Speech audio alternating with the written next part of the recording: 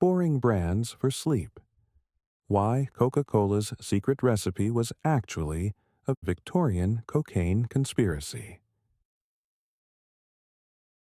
Hello, and welcome to the Bedtime Professor. Find a comfortable position. Let your shoulders relax, release the tension in your jaw, and allow your breathing to become slow and steady. There's nothing for you to do now but rest and listen. Lights off and good night. In your refrigerator, perhaps on a shelf just a few steps away, sits a familiar red can. You know its shape, its weight, the satisfying crack of carbonation when you break the seal. You know the sweet, dark liquid inside, the way it fizzes against your tongue, the cool refreshment that has accompanied countless meals, countless moments of pause in the endless rhythm of daily life. But tonight, in the gentle darkness that surrounds you, consider a different kind of knowing. Consider the possibility that this familiar object, this red aluminum cylinder that seems as American as baseball and apple pie, carries within it one of the most carefully guarded secrets in human history. A secret that began not in the gleaming corporate towers of Atlanta, but in the desperate, morphine-clouded mind of a Civil War veteran who was slowly dying from his own attempts to heal. The year is 1886, and America is still recovering from wounds that may never fully heal. In the South, cities are rebuilding from ashes, their economies struggling to find new foundations after the collapse of the plantation system that once defined their prosperity. In Atlanta, a city that Sherman's army reduced to rubble just 22 years earlier, the sound of construction mingles with the clip-clop of horses on cobblestone streets, creating a symphony of renewal that plays from dawn until dusk. But in the small pharmacy laboratory of Dr. John Stith Pemberton, a different kind of reconstruction is taking place. Here, surrounded by amber bottles and brass scales, by the sweet aroma of vanilla extract and the bitter tang of coca leaves, a man is attempting to rebuild not a city, but himself. And in that attempt, he will accidentally create something that will outlive empires, survive world wars, and become more recognizable to human beings than the flag of any nation. Dr. Pemberton does not know this, of course. As he sits in his laboratory on this particular evening, measuring and mixing with the careful precision of a man who has performed surgery under fire, he believes he is simply trying to solve a personal problem. The morphine that has sustained him through 2 decades of chronic pain is slowly destroying his ability to think, to work, to maintain the dignity that he considers essential to his identity as a physician and a gentleman. The problem is not unusual for his generation. Thousands of Civil War veterans have found themselves trapped in the same chemical dependency, their war wounds treated with substances that proved more dangerous than the injuries themselves. Morphine, laudanum, cocaine, alcohol. The Victorian medicine cabinet is filled with solutions that create their own problems, remedies that require their own remedies in an endless cycle of chemical dependence that polite society prefers not to acknowledge. The medical establishment of the 1880s operates in a world where the boundaries between medicine and poison, between treatment and addiction, remain frustratingly unclear. Physicians prescribe cocaine for depression, morphine for anxiety, alcohol for everything from cholera to childbirth pain. The concept of addiction, as we understand it today, does not yet exist in medical terminology. What we would call dependency, Victorian doctors describe as constitutional weakness or moral failing. This medical landscape has been shaped by a perfect storm of historical circumstances. The Civil War created an entire generation of men carrying wounds that conventional medicine could not heal. The Industrial Revolution introduced new chemicals and manufacturing processes that made powerful drugs available in unprecedented quantities. The expansion of global trade brought exotic substances from every corner of the earth into American pharmacies. The result is a society that consumes psychoactive substances with an enthusiasm that will not be seen again until the late 20th century. Patent medicine companies exploit this situation with advertisements that would horrify modern regulatory agencies. Newspapers and magazines are filled with promises of miracle cures that contain cocaine, opium, alcohol, and other substances in combinations that seem designed more to create customers than to heal patients. Mrs. Winslow's soothing syrup, marketed for teething babies, contains morphine. Coca-Cola's early competitor, Vin Mariani, advertises itself as a wine infused with coca extract and receives endorsements from Pope Leo XIII and Thomas Edison. In this environment, Dr. Pemberton's search for a non-addictive alternative to morphine represents something revolutionary: the application of scientific methodology to the problem of addiction itself. Rather than simply replacing one dependency with another, he is attempting to create something that provides therapeutic benefits without the devastating side effects that have trapped so many of his generation. His approach represents a synthesis of knowledge systems that would have been impossible in earlier eras. He combines the empirical observation methods of modern chemistry with the traditional plant medicine knowledge of indigenous cultures. He applies the precision measurement techniques of German pharmaceutical science to ingredients that have been used ceremonially by Andean peoples for thousands of years. He uses the global trading networks of the British Empire to access materials that represent the accumulated pharmacological wisdom of multiple civilizations. But Dr. Pemberton is not content to simply acknowledge his problem. He is a scientist, a pharmacist, a man who believes that chemistry can solve any problem if approached with sufficient patience and precision. And so, night after night, he works in his laboratory, combining ingredients from around the world in search of something that might provide the relief he needs without the devastating side effects that threaten to destroy everything he has built. The ingredients that surround him tell the story of an empire in its prime. Coca leaves from the high mountains of Peru, where indigenous peoples have chewed them for centuries to combat altitude sickness and fatigue. Cola nuts from the forests of West Africa, where they serve as both stimulant and social currency in complex tribal economies. Vanilla from the islands of Madagascar, where it grows in orchards that represent some of the most valuable agricultural real estate on Earth. These ingredients have traveled further than most people of this era will travel in their entire lives. They have crossed oceans in the holds of steamships, survived storms that would have terrified earlier generations of sailors, passed through customs houses and trading posts that represent the growing complexity of global commerce. Each one carries with it not just chemical compounds, but the accumulated knowledge of cultures that have learned to extract specific effects from the natural world. Dr. Pemberton understands that he is working with forces that previous generations could not have imagined. The cocaine that he extracts from coca leaves is a pure alkaloid, isolated and concentrated using techniques that German chemists have developed just decades earlier.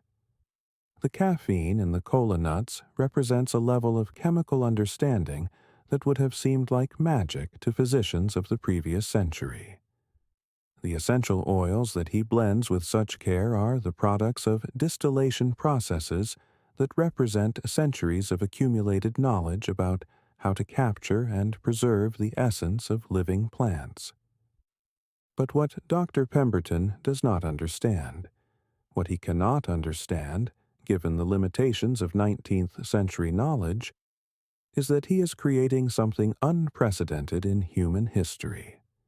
He is combining psychoactive compounds from different continents, different cultures, different traditions of use, in ways that have never been attempted before. He is essentially conducting an experiment in human neurochemistry, using himself as the primary test subject. The coca leaves contain not just cocaine, but dozens of other alkaloids that modulate its effects in ways that will not be understood for another century. The cola nuts provide not just caffeine, but theobromine and other compounds that interact with the coca alkaloids in complex ways. The sugar that he adds as a delivery mechanism creates its own psychological effects, triggering reward pathways in the brain that will not be mapped until the late 20th century. The result is not simply a beverage, but a carefully calibrated neurochemical intervention that affects multiple systems in the human brain simultaneously. It provides stimulation without jitters, euphoria without crash, alertness without anxiety. It creates a state of consciousness that feels both energized and relaxed, focused and dreamy, satisfied and craving more. Dr. Pemberton recognizes that he has created something unusual, but he understands it only in the context of his own needs. The mixture provides relief from his morphine cravings without creating new dependencies that he can detect. It allows him to work for longer periods without the mental fog that has plagued him for years. It tastes pleasant enough to consume regularly, without the medicinal harshness that characterizes most pharmaceutical preparations of the era.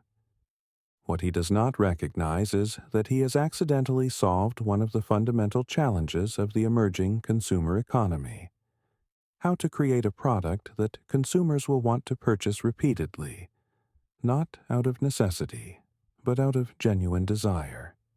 He has created something that satisfies needs that consumers did not know they had, that creates its own demand through the simple act of being consumed. This accidental genius will not be recognized for years, perhaps decades. Dr. Pemberton will die believing that he has created nothing more than another patent medicine in an era when patent medicines are as common as aspirin tablets will be in later generations. He will never understand that his desperate search for personal relief has accidentally created the template for the modern consumer product. Something that provides genuine benefits while creating subtle dependencies that ensure continued consumption. But in the quiet of his laboratory, as gaslight flickers against amber bottles and the sounds of the recovering city fade into the distance, Dr. Pemberton is creating more than just a beverage. He is creating a secret, not intentionally, but inevitably. The precise combination of ingredients, the exact proportions, the specific techniques for extraction and blending. These details exist nowhere but in his memory and his personal experience. When Dr. Pemberton dies, this knowledge will pass to others who understand its commercial value far better than its creator ever did. They will recognize that the secret is not just valuable in itself, but that the mystery surrounding it can be even more valuable. They will understand that in an age of increasing transparency and scientific analysis, the ability to maintain genuine mystery represents a form of competitive advantage that cannot be replicated or stolen. The secret that begins in Dr. Pemberton's laboratory will evolve over the following century into something unprecedented in the history of commerce. A mystery that becomes more valuable as it becomes more widely known. A secret that grows stronger with each attempt to penetrate it.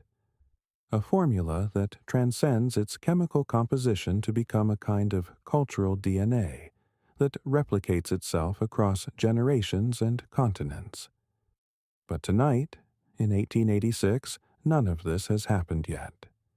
Tonight, there is only a sick man in a small laboratory, working by gaslight with ingredients that have traveled around the world to reach his workbench. There is only the careful measurement of powders and liquids, the patient observation of chemical reactions, the hopeful testing of each new combination. There is only the beginning of a story that will eventually touch every corner of the globe, influence the development of modern marketing and corporate security, and demonstrate that the most powerful secrets are not those that are hidden from the world, but those that hide in plain sight, protected not by walls and guards, but by the simple human tendency to believe that the familiar cannot possibly be mysterious. As you settle deeper into sleep, let your mind drift back to that laboratory, to that moment when everything was still possible and nothing was yet decided. Feel the weight of those amber bottles. Smell the complex aromas that fill the air. Hear the scratch of Dr. Pemberton's pen as he records his observations in a notebook that will someday be worth more than most people's houses. In that quiet space between sleeping and waking, between the known and the unknown, the secret is waiting to be born. And once born, it will never die, never be fully revealed, never lose its power to fascinate and frustrate those who encounter it. It will become eternal, not because it is hidden, but because it has learned to hide within the very act of being revealed. The red can in your refrigerator contains more than carbonated sugar water. It contains the distilled essence of human desire for mystery, for connection to something larger than ourselves, for participation in secrets that make the ordinary world seem magical. And in consuming it, we become part of the conspiracy ourselves, willing participants in a deception so perfect that it has convinced us to deceive ourselves. The vault is opening. The secret is about to begin its long journey from a dying man's laboratory to the global consciousness of humanity itself. And you, in the gentle darkness of approaching sleep, are about to witness the birth of the most successful conspiracy in human history. Part 1. The Morphine Doctor's Last Resort. In the gentle quiet of an Atlanta evening in 1886, Dr. John Stith Pemberton sits alone in his pharmacy laboratory. The gaslight flickers softly against amber bottles that line the walls like sleeping sentinels, each one labeled in his careful handwriting: laudanum, morphine sulfate, cocaine hydrochloride, Vin Mariani. Outside, the city settles into its nightly rhythm. The clip-clop of horses on cobblestone streets, the distant whistle of a train carrying cotton to northern mills, the soft murmur of voices from the boarding house next door. But inside this small room, behind thick walls that muffle the sounds of the world, history is about to unfold in the most unexpected way. Dr. Pemberton is 54 years old, and he is dying. Not from his war wounds, though they ache with the persistent memory of Confederate battlefields. The saber cut across his chest that never quite healed properly. The bullet fragment still lodged near his spine that sends lightning bolts of pain through his body whenever the weather changes. No. He is dying from the very medicine that was meant to heal those wounds. Morphine courses through his veins like a slow river of relief and ruin, a substance that has become both his salvation and his curse, the only thing that allows him to function, and the very thing that is slowly destroying his ability to function at all. The progression has been so gradual that he can hardly remember when it began. In the early years after the war, a single dose of morphine would last him days, providing relief from both physical pain and the mental anguish that haunted his dreams. The nightmares of battlefield surgery, arms and legs stacked like cordwood outside the operating tent. The screams of men whose voices had become raw from hours of agony. The sweet, sick smell of gangrene that seemed to cling to his clothes no matter how often he washed them. All of this would fade into bearable memory with a few grains of morphine dissolved in water. But the human body adapts to anything, even miracles. What once required a single grain now demands 3. What once lasted 3 days now provides relief for barely 12 hours. The intervals between doses have shortened like the daylight hours of approaching winter. Each period of clarity briefer than the last.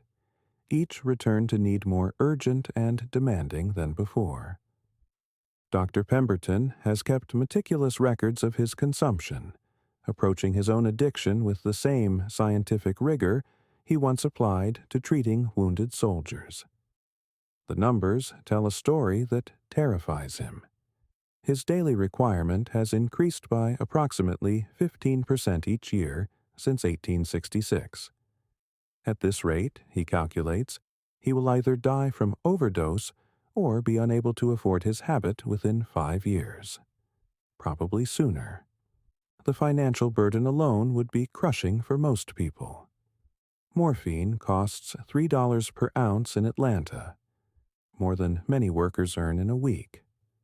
Dr. Pemberton's habit now requires nearly an ounce per month, money that should be going toward rebuilding his practice, maintaining his laboratory, securing his future. Instead, it vanishes into the chemical void of his addiction, leaving him increasingly desperate and increasingly willing to take risks that his younger, healthier self would have considered unthinkable. But the financial cost pales compared to the professional one. In his morphine-clouded state, Dr. Pemberton has made mistakes that haunt him during his rare moments of clarity. A misdiagnosis that delayed proper treatment for a child's pneumonia. A surgical procedure performed with hands that trembled from withdrawal, resulting in complications that nearly cost a patient his life.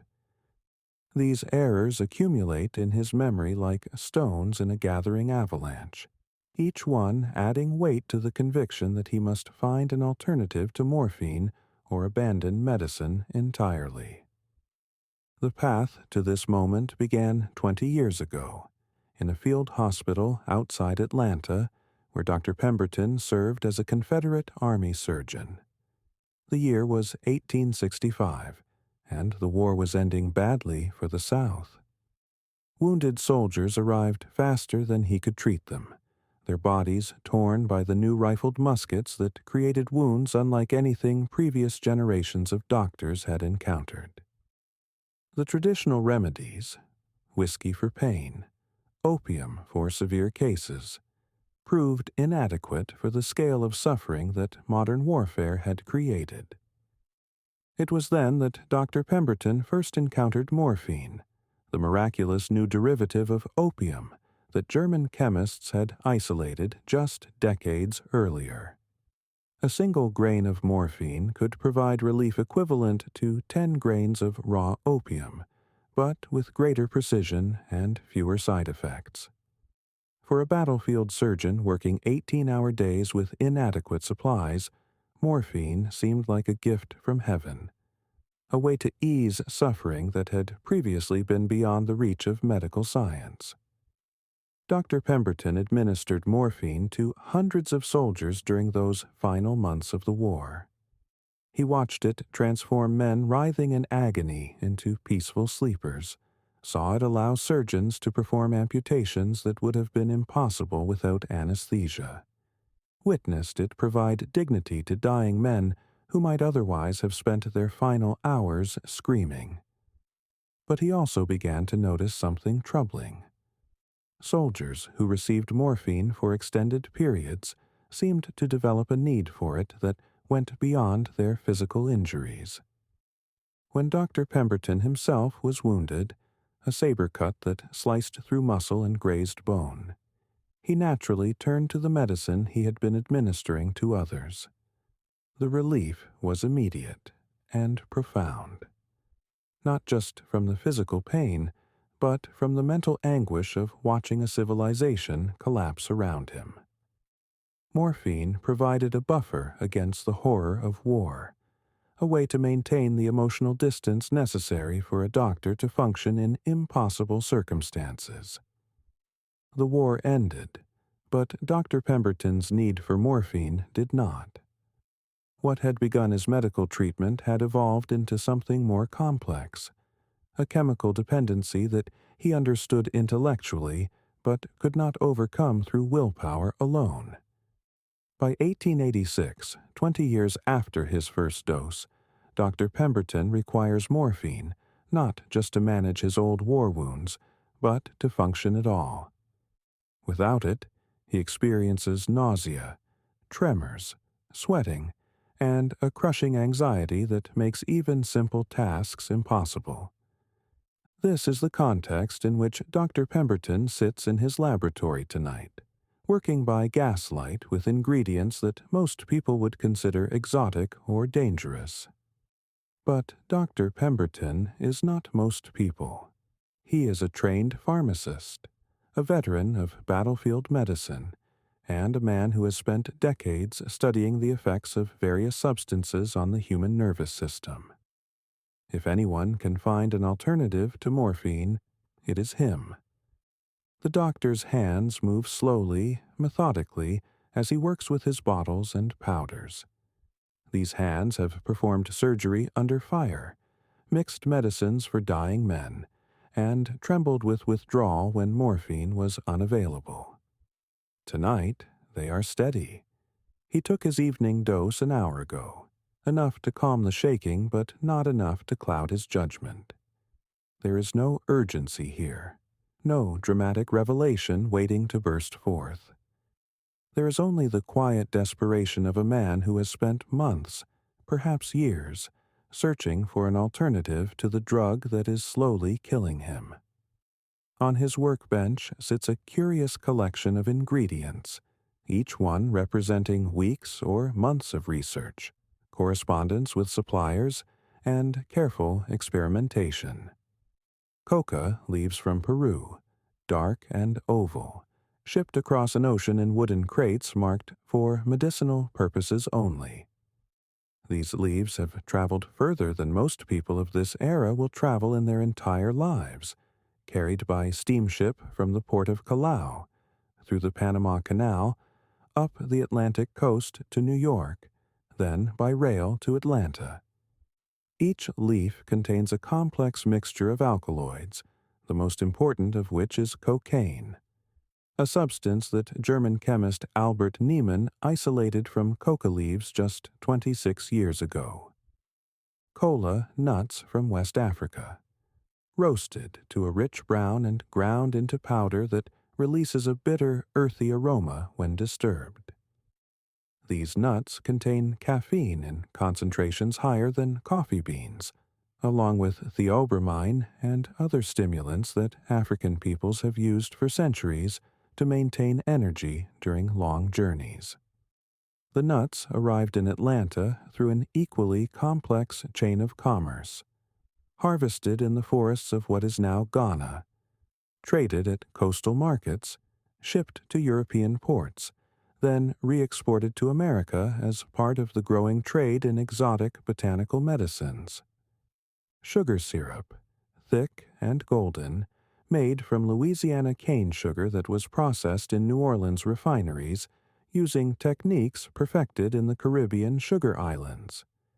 The syrup serves not just as sweetener, but as a preservative and delivery mechanism, allowing the active ingredients to remain stable and palatable for extended periods.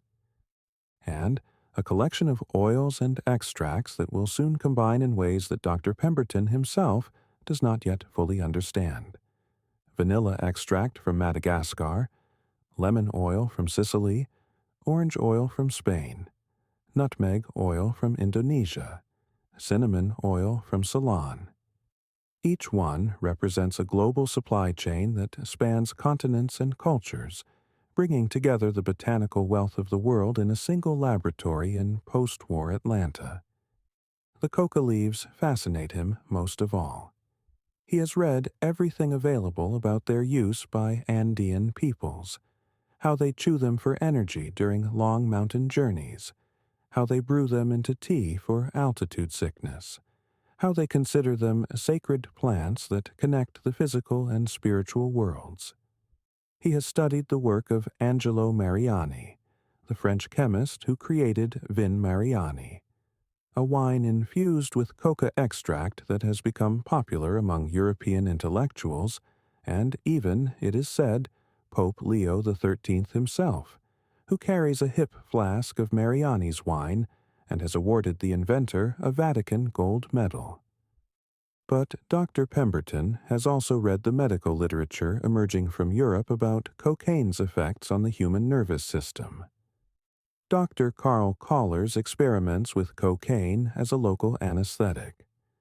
Sigmund Freud's early papers on cocaine as a treatment for morphine addiction.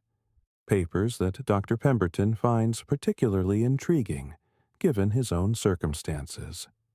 The growing understanding that cocaine affects the same nervous system pathways as morphine, but in ways that might allow it to serve as a substitute, rather than an addition to existing dependencies.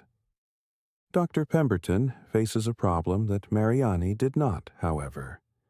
Georgia is about to prohibit alcohol. The temperance movement has gained enough political power to pass local prohibition laws that will go into effect within months. Any medicine containing wine will soon be illegal to sell or prescribe. He needs to create something that provides the same relief as Mariani's wine, but without the alcohol that makes it effective as a delivery mechanism for the cocaine. This is not simply a matter of removing the wine and adding water. Alcohol serves multiple functions in Mariani's formula. It extracts the cocaine from the coca leaves more efficiently than water alone. It preserves the mixture from bacterial contamination. It masks the bitter taste of the cocaine, and it provides its own mild psychoactive effects that complement the stimulation of the cocaine.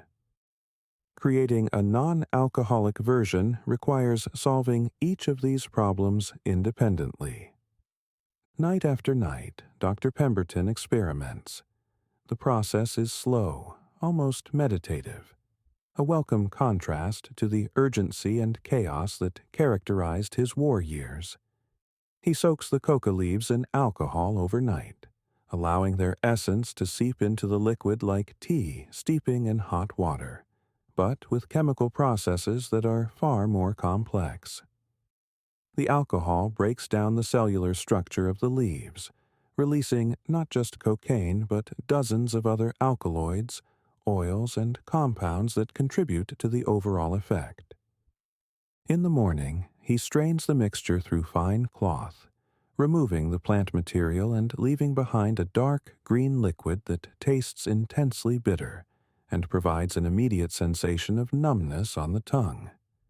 This is the cocaine extract in its rawest form, potent enough that a few drops can anesthetize his entire mouth, concentrated enough that it would be dangerous to consume in large quantities. The next step is the most delicate, evaporating the alcohol while preserving the cocaine. Too much heat will destroy the active compounds. Too little will leave residual alcohol that could spoil the batch or attract unwanted attention from temperance authorities.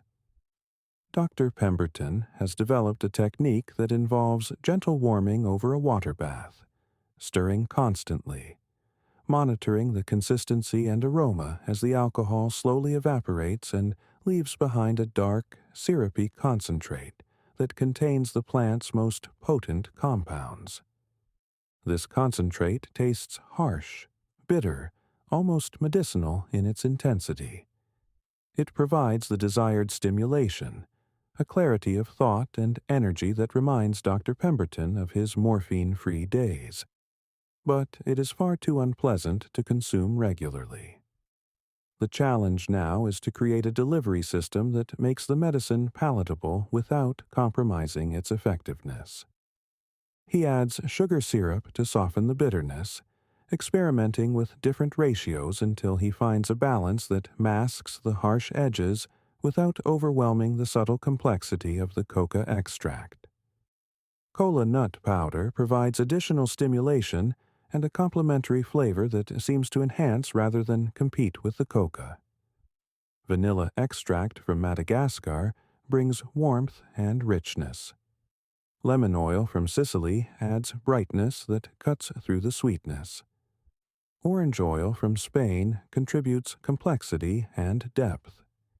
Each ingredient is measured carefully, each combination tested with the patience of a man who has nowhere else to go and all the time in the world to get it right. The work becomes a kind of meditation for Dr. Pemberton, a return to the focused concentration that he remembers from his medical training before the war changed everything. In the quiet concentration required to balance these flavors, he finds temporary relief from the morphine cravings that gnaw at him constantly. The laboratory becomes a sanctuary where time moves differently, where the outside world and its demands fade into gentle irrelevance, where the only thing that matters is the precise measurement of ingredients and the careful observation of their interactions. Each evening, he tests his latest formulation, recording the results in a leather-bound notebook that will eventually contain dozens of variations and refinements.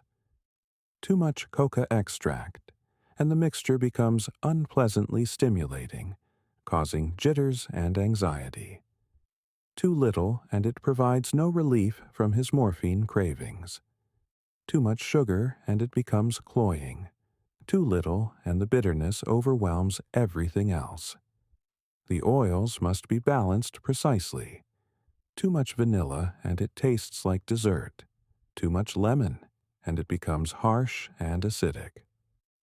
One evening in early May, after weeks of gradual refinement, he achieves something approaching perfection. The syrup in his flask is dark and complex, sweet enough to mask the bitter alkaloids, but not so sweet as to become nauseating. Potent enough to provide the mental clarity he desperately seeks, but subtle enough to avoid the harsh stimulation that makes cocaine unpleasant in large doses. He has created something that tastes unlike anything else in Victorian America. Something that delivers its effects with a subtlety that makes morphine seem crude by comparison. The taste is difficult to describe, simultaneously familiar and completely new. The sweetness is apparent immediately, but it gives way to layers of complexity that reveal themselves slowly. The vanilla provides warmth. The citrus oils add brightness. The cola nuts contribute a bitter earthiness that balances the sugar. And underneath it all, barely perceptible but unmistakably present, is the subtle numbness and mental clarity that indicates the presence of cocaine. More importantly, the formula seems to provide the relief he has been seeking. After consuming a small amount, Dr. Pemberton finds that his morphine cravings diminish noticeably. Not completely. He is not naive enough to believe that he has found a complete cure for his addiction, but enough to suggest that this mixture might serve as a bridge, a way to gradually reduce his dependence on morphine without experiencing the full horror of withdrawal.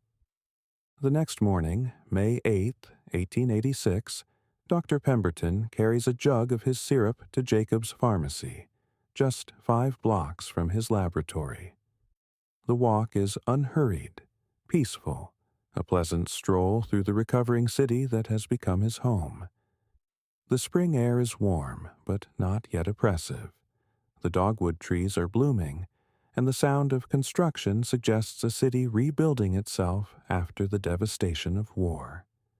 He has no sense that he is carrying the foundation of a global empire, no understanding that his desperate attempt to escape addiction has created something that will outlive empires and reshape the world's relationship with pleasure itself. At Jacob's Pharmacy, Willis Venable agrees to mix the syrup with carbonated water. The addition of carbonation is almost accidental, a matter of convenience rather than design. The soda fountain is closer than the plain water, and Venable suggests that the fizzy result might be more appealing to customers who are accustomed to the carbonated beverages that have become popular in urban pharmacies. The combination proves immediately more appealing. The carbonation adds a refreshing quality that makes the drink more palatable and seems to enhance the absorption of the active ingredients. The first customer pays his nickel and takes his first sip. The reaction is subtle but unmistakable. The cocaine, for that is what the coca extract contains, reaches his nervous system within minutes, providing a gentle stimulation that is noticeably different from coffee or tea. The caffeine from the cola nuts follows, adding to the energy without creating the jitters that often accompany strong coffee. The sugar provides immediate energy to the brain. The mysterious blend of oils creates a flavor profile that is simultaneously familiar and completely new, something that tastes like it should be medicinal but is pleasant enough to drink for pleasure. Word spreads quietly through Atlanta's medical community over the following days and weeks. Dr. Pemberton's new brain tonic provides energy without alcohol, stimulation without the harsh side effects of pure cocaine, relief from the nervous exhaustion that plagues Victorian society. Customers begin returning regularly, not just for the medicinal benefits, but for the unique pleasure of the taste and the subtle lift it provides to their daily routine. But Dr. Pemberton is too ill to recognize what he has created. The morphine continues its slow destruction of his body, clouding his judgment, limiting his ability to see beyond his immediate need for relief. The success of his formula should be cause for celebration and expansion, but he lacks the energy and clarity necessary to capitalize on his discovery. By the end of 1886, desperate for money to fund his addiction, and increasingly unable to manage the business aspects of his pharmacy, he begins selling portions of his formula to various investors. The most significant sale goes to Asa Griggs Candler, a fellow pharmacist who recognizes something that the morphine-addled inventor cannot. This is not merely medicine. This is liquid gold, a formula that could generate wealth beyond imagination if properly protected and marketed. Candler pays $2,300 for the rights to the formula, a substantial sum for Dr. Pemberton, but a fraction of what the secret will eventually be worth. Dr. Pemberton dies on August 16, 1888, believing he has created nothing more than another patent medicine among the hundreds that compete for attention in Victorian America. He passes away quietly, peacefully, in his small apartment above the pharmacy, surrounded by the bottles and instruments that defined his professional life. His final moments are eased by morphine, the drug that both destroyed and sustained him, the addiction that led him to create something far more valuable than he ever imagined. In the quiet of his final moments, Dr. Pemberton could not have imagined that his formula would outlive him by more than a century, that billions of people would consume his creation, that governments would eventually ban its most potent ingredient, or that men would kill to protect the secret he stumbled upon in his darkest hour. He could not have foreseen that his desperate search for relief from morphine addiction would accidentally create the most valuable trade secret in human history, or that his name would be forgotten while his formula became the foundation of a global empire. The morphine doctor's last resort was about to become the foundation of the world's first truly global brand. and in the offices of the Coca-Cola Company, plans were already being made to ensure that his accidental discovery would remain secret forever. Part 2. The Empire of Secrets.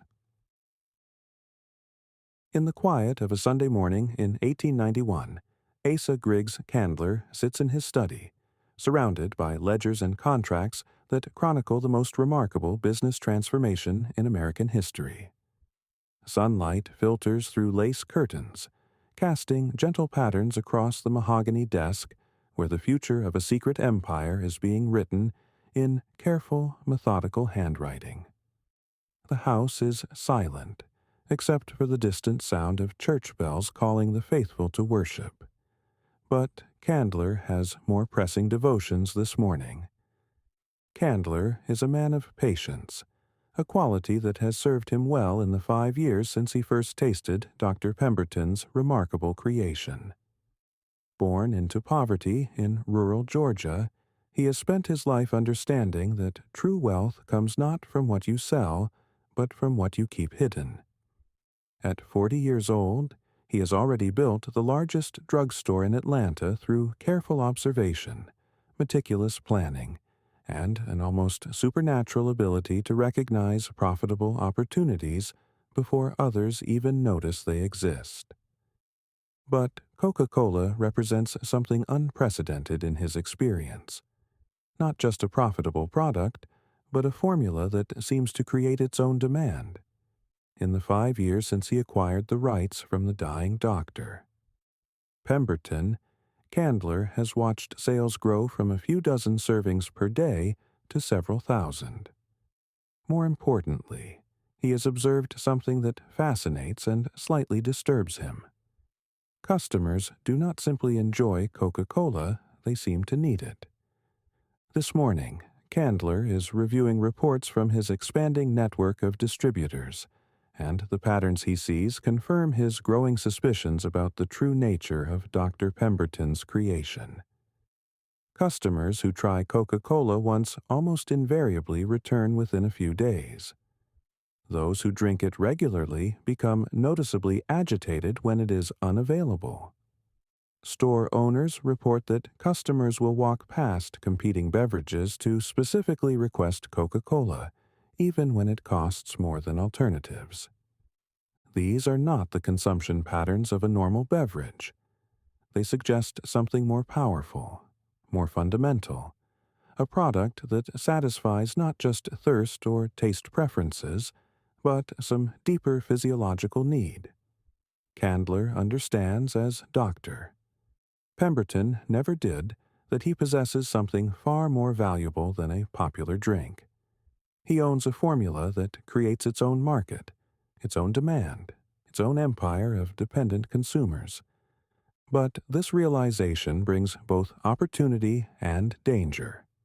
The very qualities that make Coca-Cola so profitable also make it vulnerable to imitation, regulation, and theft.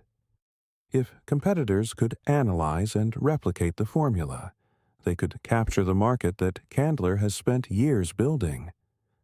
If government authorities understood the true effects of the beverage, they might subject it to the same restrictions that are increasingly being applied to patent medicines. If the public learned too much about the ingredients, they might reject the product out of moral or health concerns. Candler spends long hours in his study during these early years, analyzing every aspect of this dilemma with the methodical precision of a chess master, planning moves dozens of turns in advance. He understands that his challenge is not merely commercial but psychological. He must shape not just consumer behavior, but consumer consciousness itself. The key insight that guides all his subsequent decisions is this: people will protect what they love, and they will love what makes them feel special. The genius of Candler's approach lies in recognizing that the most effective way to hide a secret is not to bury it, but to surround it with a more appealing mystery. Instead of trying to convince people that Coca-Cola contains nothing unusual, he allows them to believe that it contains something special, but something wonderful rather than worrying. He transforms the secrecy from a source of suspicion into a source of allure. This psychological strategy manifests in dozens of subtle ways throughout Candler's marketing campaigns. Advertisements hint at a secret blend of refreshing flavors, without specifying what those flavors might be. Promotional materials emphasize the unique satisfaction that Coca-Cola provides without explaining the source of that satisfaction. Sales representatives are trained to respond to questions about ingredients with phrases like, "It's an old family recipe," or "Some secrets are too precious to share." Responses that make the secrecy seem charming rather than concerning. Candler also pioneers the use of what will later be called lifestyle marketing, associating Coca-Cola not with specific benefits, but with a general aura of success, sophistication, and social belonging. Early advertisements feature impeccably dressed businessmen enjoying Coca-Cola during important meetings, elegant women serving it at fashionable social gatherings, and prosperous families sharing it during moments of domestic happiness. The implicit message is clear. Successful people drink Coca-Cola, and drinking Coca-Cola makes you more like successful people. The psychological effect of this approach is profound and enduring. Consumers begin to feel that asking too many questions about Coca-Cola's composition would be somehow inappropriate, like demanding to know the secret of a friend's happiness or the details of a family's private traditions. The secrecy becomes not an obstacle to consumption, but an essential part of the product's appeal, creating a sense of exclusive membership in a community that shares something special.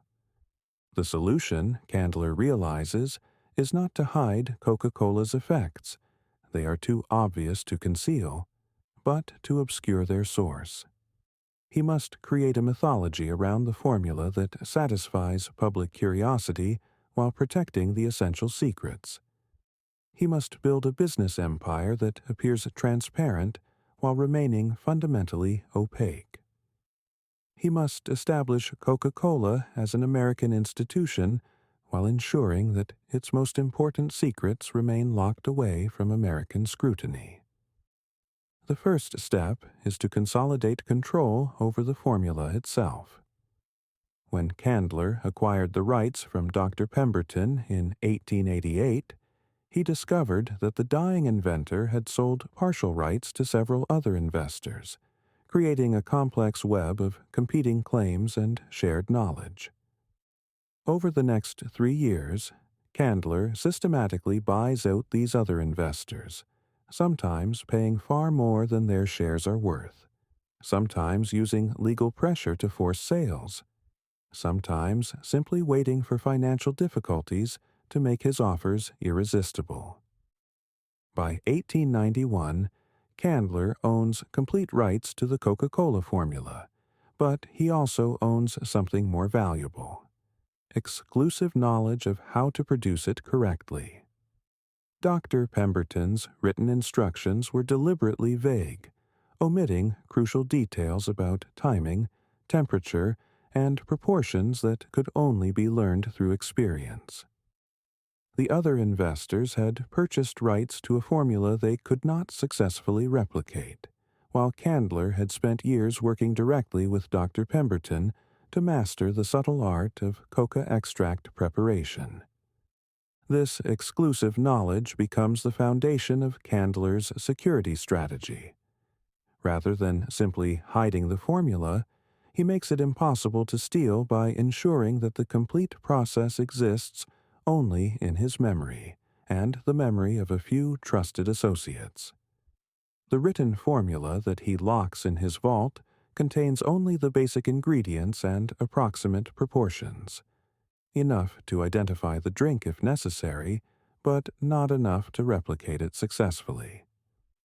The real secrets, the precise temperature required for optimal coca extraction, the exact timing that produces the desired concentration of active compounds, the specific techniques for blending oils that create the distinctive flavor profile. These exist only in the accumulated experience of Candler and his most trusted employees. This knowledge cannot be stolen because it cannot be written down. It can only be learned through years of careful apprenticeship under Candler's direct supervision. But Candler's genius extends beyond simply protecting the formula. He understands that the greatest security comes not from hiding the secret, but from making the secret seem less important than it actually is. Throughout the 1890s, he launches an aggressive marketing campaign that emphasizes Coca-Cola's refreshing taste, its energizing effects, and its all-American character, while carefully avoiding any mention of its specific ingredients or their origins. The marketing creates a public image of Coca-Cola as a wholesome, patriotic beverage that represents the best of American innovation and enterprise. Advertisements feature smiling families, beautiful women, and successful businessmen, all enjoying Coca-Cola in settings that suggest prosperity, respectability, and moral virtue. The drink is positioned not as medicine, which would invite regulatory scrutiny, but as a pleasure, a reward, a symbol of the good life that hard-working Americans deserve. This marketing campaign serves multiple purposes simultaneously. It creates demand for the product by associating it with desirable social outcomes. It deflects attention from the formula by focusing on the lifestyle that Coca-Cola represents. And it establishes Coca-Cola as such a fundamental part of American culture that questioning its ingredients becomes almost unpatriotic. The campaign's success exceeds even Candler's optimistic projections. By 1895, Coca-Cola is sold in every state and territory of the United States. By 1900, it is being shipped to customers in Canada, Mexico, and the Caribbean. The distinctive red and white logo becomes one of the most recognizable symbols in the world, more familiar to many people than the flags of their own countries. But this explosive growth creates new challenges for protecting the formula's secrets. As production scales up to meet national demand, Candler must train dozens of new employees in the manufacturing process. As distribution expands to new territories, he must trust local bottlers with increasingly detailed knowledge of the product. As the business becomes more complex, he must delegate responsibilities that were once his alone.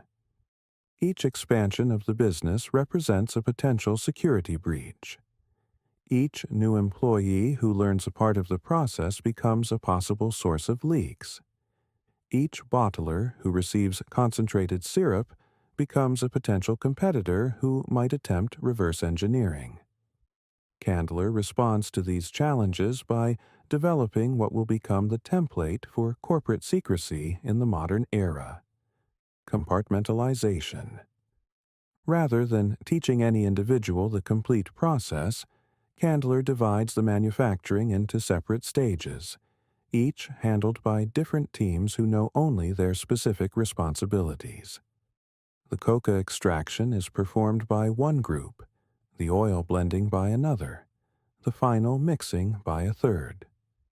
No single employee outside of Candler's inner circle understands how all the pieces fit together. The bottlers receive finished syrup that they dilute with carbonated water according to precise instructions, but they have no access to the syrup's composition or manufacturing process. The suppliers who provide coca leaves, cola nuts, and essential oils are told only what quantities to deliver and when, not how their products will be used or combined. Even Candler's own family members are excluded from knowledge of the complete formula. This compartmentalization serves not just security but psychological purposes. Employees who know only part of the process cannot be tempted to steal the complete formula because they do not possess it.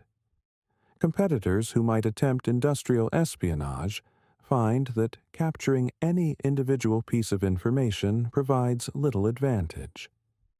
Government regulators who might seek to investigate the product discover that no single person can provide complete answers to their questions.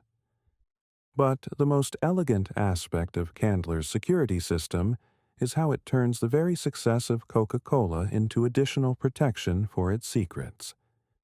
As the brand becomes more valuable, the penalties for revealing its secrets become more severe.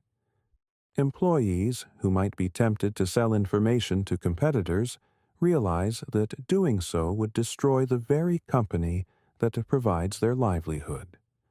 Suppliers who might consider sharing knowledge with rivals understand that losing the Coca-Cola account would be financially devastating. The formula becomes protected not just by legal agreements and security measures, but by the economic ecosystem that has grown up around it.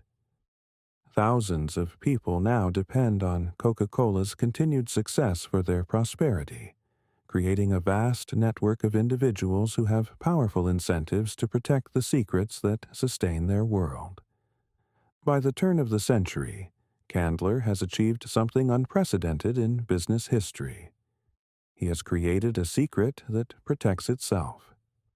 The more successful Coca-Cola becomes, the more people have reasons to guard its mysteries.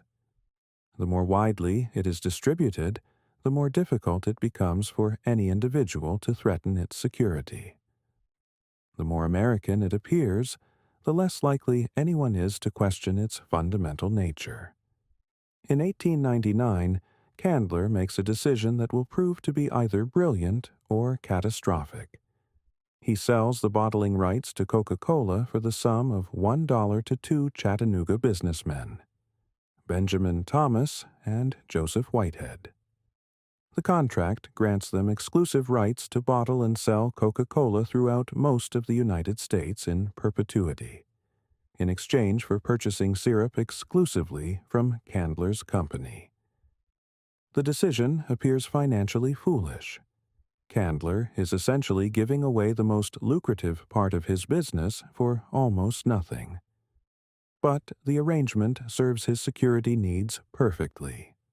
By separating syrup production from bottling, Candler ensures that no single organization outside his direct control possesses both the formula and the distribution network necessary to compete with him. The bottlers become completely dependent on Candler for their most essential ingredient, while Candler becomes completely dependent on the bottlers for access to consumers. This mutual dependence creates a security system more robust than any legal contract. Neither party can betray the other without destroying their own business. The bottling arrangement also provides Candler with something he values more than money: plausible deniability. If questions arise about Coca-Cola's ingredients or effects, Candler can truthfully claim that he merely produces syrup according to a traditional recipe, while the bottlers handle all consumer contact and marketing. If regulatory authorities investigate the product, they must navigate a complex web of relationships and responsibilities that makes it difficult to assign blame or demand changes.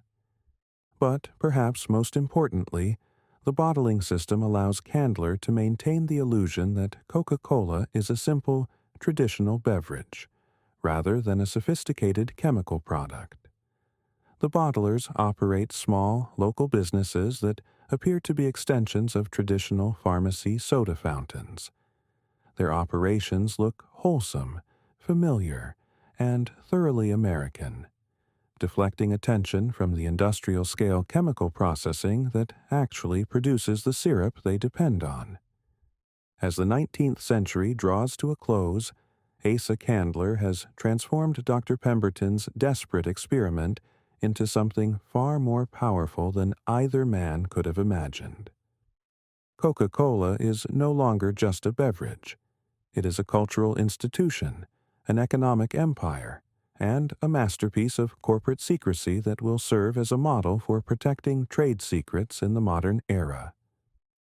The morphine-addicted doctor's formula has become the foundation of a business empire that spans continents, employs thousands of people, and generates wealth that would have been unimaginable in Dr. Pemberton's small Atlanta laboratory.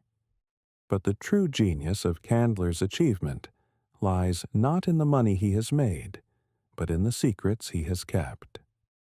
In his quiet study on this Sunday morning in 1891, surrounded by the ledgers and contracts that chronicle his remarkable success, Candler understands that he has created something unprecedented. A secret so valuable that it creates its own protection, so widely distributed that it becomes impossible to steal, so deeply embedded in American culture that questioning it becomes almost unthinkable.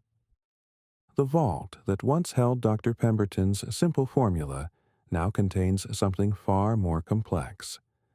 The blueprints for a new kind of corporate empire, one built not on products or services, but on the careful management of mystery itself. And, in the decades to come, that mystery will prove more durable than steel, more valuable than gold, and more powerful than any government that might seek to penetrate its secrets. Part 3. The Great Deception. The year is 1914, and America is changing in ways that threaten the very foundation of Asa Candler's empire. In the quiet corridors of power in Washington, D.C., men in dark suits are drafting legislation that will reshape the nation's relationship with substances that alter consciousness. The Harrison Narcotics Tax Act is about to become law, and with it, the casual Victorian relationship with cocaine will end forever. But in the offices of the Coca-Cola Company, Asa Candler sits calmly at his desk, reviewing reports from his chemists with the satisfaction of a man who has seen the future and prepared for it more than a decade in advance. The coming prohibition of cocaine will not destroy his empire. It will make it stronger, more secure, and more valuable than ever before. The transformation began in 1903, 11 years before the Harrison Act, when Dr. Harvey Washington Wiley launched his crusade for pure food and drug legislation. Dr. Wiley, chief chemist of the U.S. Department of Agriculture, had become increasingly concerned about the unregulated patent medicine industry that flourished in the aftermath of the Civil War. Tonics, elixirs, and medicinal beverages contained everything from alcohol and opium to mercury and radium, often without any indication of their contents on the label. Coca-Cola, with its mysterious formula and obvious psychoactive effects, represented exactly the kind of product that Dr. Wiley sought to regulate or eliminate. In 1909, the federal government filed suit against the Coca-Cola Company, charging that the beverage was misbranded because it contained harmful ingredients, specifically caffeine, that were not listed on the label, and that it was adulterated because it contained a substance, cocaine, that made it unfit for consumption. The lawsuit, United States versus 40 barrels and 20 kegs of Coca-Cola, became a public relations nightmare for the company. Newspapers across the country reported on the government's allegations, revealing for the first time the full extent of Coca-Cola's chemical complexity. Expert witnesses testified about the drink's cocaine content, its effects on the nervous system, and its potential for creating dependence in regular consumers. But Candler had anticipated this challenge years earlier. Beginning in 1903, the same year that Dr. Wiley began his investigations, Coca-Cola's chemists had been working on what they called the Great Deception, a process for removing cocaine from coca extract while preserving all the other compounds that contributed to the drink's distinctive taste and psychological effects. The challenge was more complex than simply eliminating cocaine entirely. The coca leaves contained dozens of alkaloids, oils, and other compounds that worked together to create Coca-Cola's unique flavor profile and subtle stimulating effects. Removing cocaine while preserving these other elements required a level of chemical sophistication that pushed the boundaries of early 20th century analytical chemistry. The solution came from an unlikely source, the German pharmaceutical industry, which had been developing techniques for isolating and purifying plant alkaloids for medical use. Through a network of European contacts, Coca-Cola's chemists learned about a process called selective extraction that could remove specific alkaloids from plant material while leaving others intact. The process was extraordinarily complex and expensive, requiring equipment and expertise that placed it beyond the reach of smaller competitors. Coca leaves were first soaked in a series of chemical solutions that dissolved different compounds at different rates. This initial extraction took place in temperature-controlled vats made of specialized glass that could withstand the corrosive effects of the chemical solvents. The timing had to be precise to the minute. Too long and valuable flavor compounds would be lost. Too short, and the cocaine extraction would be incomplete. The resulting liquid was then subjected to multiple stages of heating, cooling, and chemical treatment that gradually separated the cocaine from other alkaloids. Each stage required different temperatures, different chemical additives, and different handling techniques. The heating cycles had to be controlled to within 2 degrees Fahrenheit to prevent the breakdown of delicate flavor compounds. The cooling process required specially designed condensers that could capture and preserve volatile oils that might otherwise evaporate and be lost. The chemical separations relied on the principle that different alkaloids dissolve in different solvents at different rates. By carefully adjusting the pH, temperature, and chemical composition of the solutions, Coca-Cola's chemists could cause the cocaine to precipitate out of the mixture while leaving other compounds in solution. This process had to be repeated multiple times with different chemical combinations to achieve complete separation. The final step involved treating the coca extract with a chemical agent that neutralized any remaining cocaine while preserving the other compounds that contributed to taste and effect. This neutralization process was perhaps the most delicate part of the entire procedure, requiring the addition of precise amounts of carefully prepared chemicals that would render the cocaine inactive without affecting the dozens of other alkaloids that remained in the solution.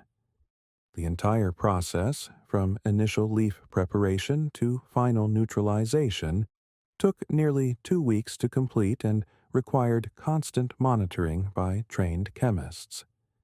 The equipment alone cost more than most small businesses could afford, and the specialized knowledge required to operate it effectively represented years of research and experimentation. This complexity served as a natural barrier to competitors who might otherwise attempt to replicate Coca-Cola's formula. The result was what Coca-Cola's chemists called spent coca extract, a substance that retained all the flavor and many of the psychological effects of the original coca leaves, but contained no detectable cocaine. To the casual observer, and even to most chemical analysts of the era, spent coca extract was indistinguishable from the original cocaine-containing version. It looked the same, tasted the same, and produced similar effects in consumers. But the development of spent coca extract was only the first step in Candler's strategy for navigating the changing regulatory environment. He understood that simply removing cocaine would not be enough. He needed to create a new narrative about Coca-Cola that would satisfy both government regulators and public opinion while preserving the mystique that made the brand valuable. The new narrative emphasized Coca-Cola's role as a temperance beverage, a wholesome alternative to alcohol that provided energy and refreshment without moral corruption. Company advertisements began featuring prominent temperance advocates who endorsed Coca-Cola as a healthy substitute for beer and whiskey. The drink was repositioned as a tool for social reform rather than a source of chemical stimulation. This repositioning required careful management of public information about the formula. Candler authorized the release of just enough details about Coca-Cola's ingredients to satisfy regulatory requirements while maintaining the essential mysteries that protected his competitive advantage. The company acknowledged that its formula contained coca extract, but emphasized that this extract was decocainized and therefore harmless. It admitted to using caffeine, but argued that the amount was comparable to coffee and therefore safe for consumption. What the company did not reveal was the true complexity of the decocainization process, the specific techniques used to preserve other coca alkaloids, or the precise methods for combining ingredients that created Coca-Cola's distinctive effects. These secrets remained locked away in Candler's vault, known only to a handful of trusted chemists who had signed agreements binding them to silence for life. The strategy proved brilliantly successful. When the federal lawsuit went to trial in 1911, Coca-Cola's lawyers were able to demonstrate that the current formula contained no cocaine, and that the caffeine content was clearly disclosed on the label. The government's case collapsed when prosecutors could not prove that the decocainized version of the drink was harmful, or that consumers were being misled about its contents. But the legal victory was only part of Candler's triumph. The publicity surrounding the trial had actually increased public awareness of Coca-Cola and created a new mythology around the brand. Consumers who had never heard of the drink became curious about this mysterious beverage that the government had considered dangerous enough to prosecute. Sales increased dramatically in the years following the trial, as Americans embraced Coca-Cola as a symbol of successful resistance to government overreach. More importantly, the trial established legal precedents that would protect Coca-Cola's secrets for decades to come. The court ruled that companies were not required to disclose the specific details of their manufacturing processes, only the basic ingredients and their approximate quantities.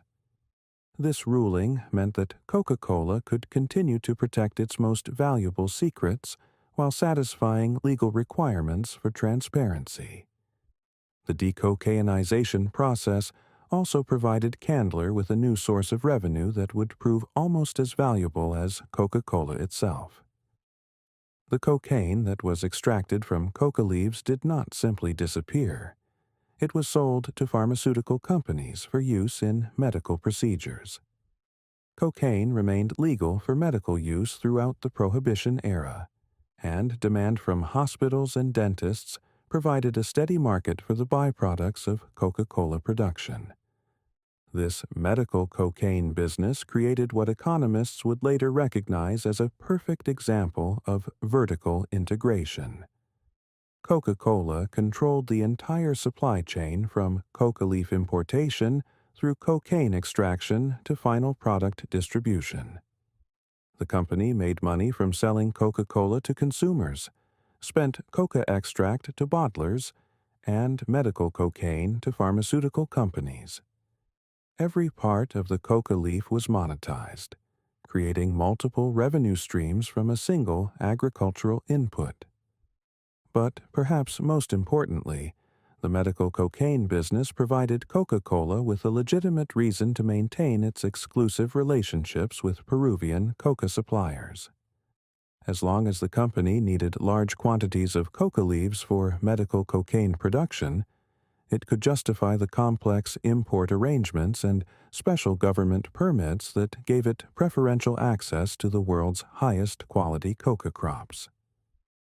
The Harrison Narcotics Tax Act of 1914 posed new challenges, but also new opportunities for Candler's empire.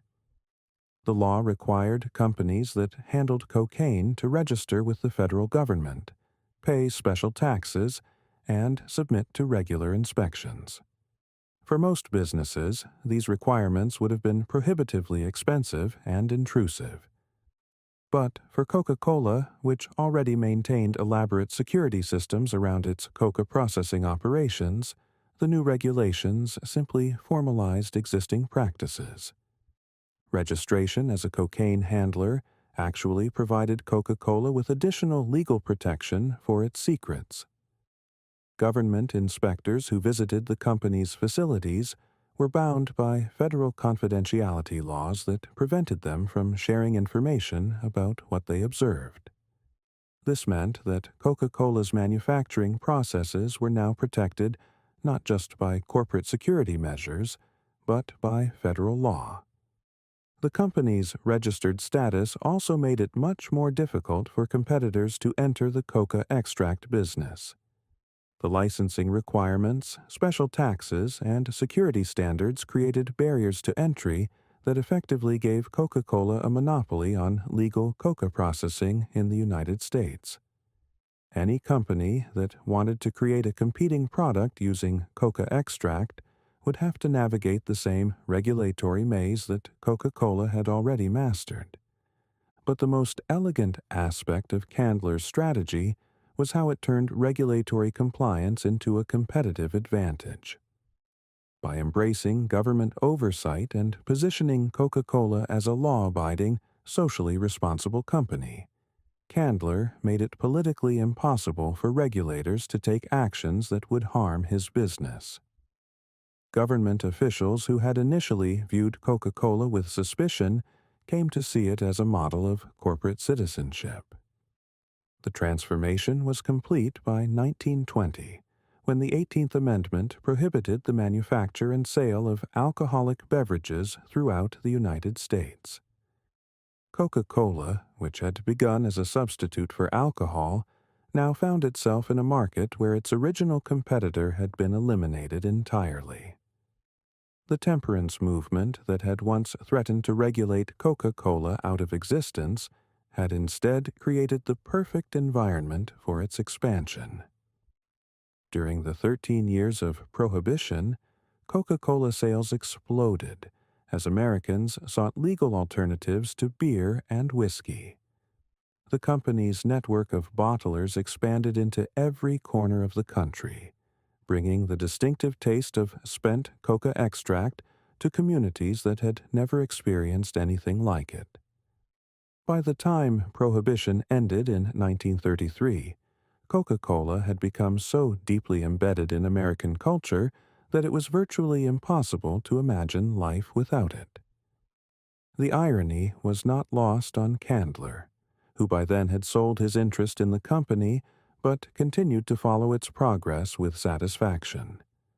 The government regulations that were intended to eliminate dangerous substances from the American marketplace had, instead, created the perfect environment for a product that contained the most carefully refined and precisely controlled psychoactive compound in commercial history. The Great Deception had succeeded beyond anyone's wildest expectations.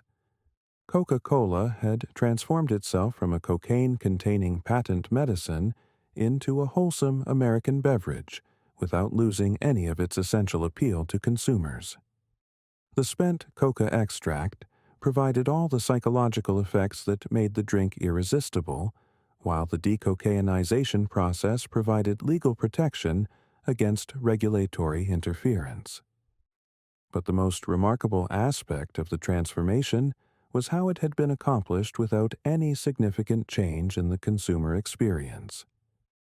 People who had been drinking Coca-Cola before decocainization could not tell the difference after the process was implemented. The taste was identical, the effects were virtually the same, and the satisfaction was unchanged. The only difference was that the new version was legal, regulated, and politically acceptable. In achieving this transformation, Candler had demonstrated something that would become increasingly important in the modern era: the power of chemistry to maintain the essence of an experience while eliminating its legal or social liabilities. The spent coca extract was not a compromise or a substitute. It was an improvement that provided all the benefits of the original formula, while eliminating the risks that threatened its survival. As the 1920s progressed and Coca-Cola continued its expansion across America and around the world, the true genius of the Great Deception became apparent. The company had not simply adapted to regulatory change. It had used regulatory change to strengthen its competitive position and deepen its market penetration. The secret formula was now more secret than ever, protected not just by corporate security, but by federal law and public policy. The morphine doctor's accidental discovery had survived its first major crisis and emerged stronger, more valuable, and more secure than ever before. But in the offices of the Coca-Cola Company, plans were already being made for challenges that lay ahead. Challenges that would test the formula's ability to adapt to a world that was changing faster than anyone could have imagined. Part 4. The Modern Vault. The year is 1985, and in the gleaming towers of corporate Atlanta, a decision is being made that will shake the foundations of American consumer culture. The men in the boardroom of the Coca-Cola Company are about to commit what will later be called the greatest marketing blunder in business history. They are going to change the formula. But this is not the whole story. In the quiet corridors beneath the boardroom, in climate-controlled vaults that few executives have ever seen, the real secret continues its patient evolution. The formula that emerges from this crisis will be more protected, more valuable, and more mysterious than anything Asa Candler could have imagined. The decision to introduce new Coke represents the culmination of decades of corporate anxiety about the formula's vulnerability. By 1985, the Coca-Cola Company has grown into a global empire with operations in more than 160 countries, annual revenues exceeding $7 billion, and a market value that makes it one of the most valuable corporations in human history. But this success has created new vulnerabilities that would have been unimaginable in Asa Candler's era. The most immediate threat comes from technological advancement.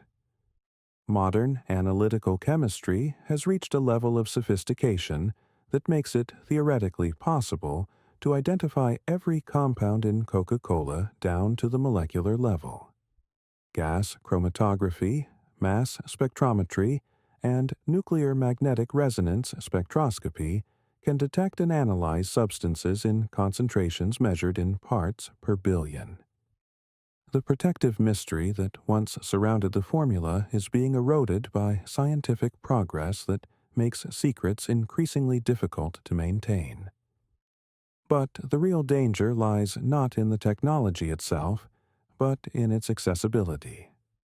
The equipment required for sophisticated chemical analysis, once available only to major universities and government laboratories, is becoming affordable for commercial competitors. By the early 1980s, any company with sufficient motivation and a modest budget can purchase the instruments necessary to reverse engineer almost any consumer product.